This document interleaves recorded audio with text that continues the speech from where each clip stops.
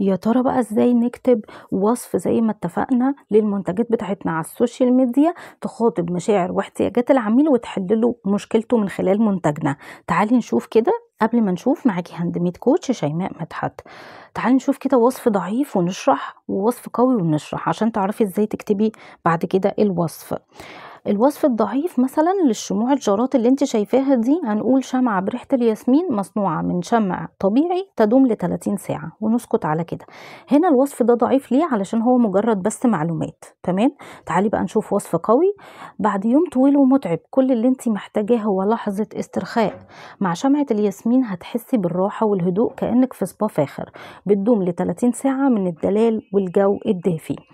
زي ما انت شايفة كده ان هنا بنحكي تجربة العميل بيتخيل كده لو المنتج ده اشتراه هيحس بايه. تمام. تابعي باقي السلسلة بقى، واعملي منشن لأي حد عنده براند، وخلينا ايجابيين. باي باي.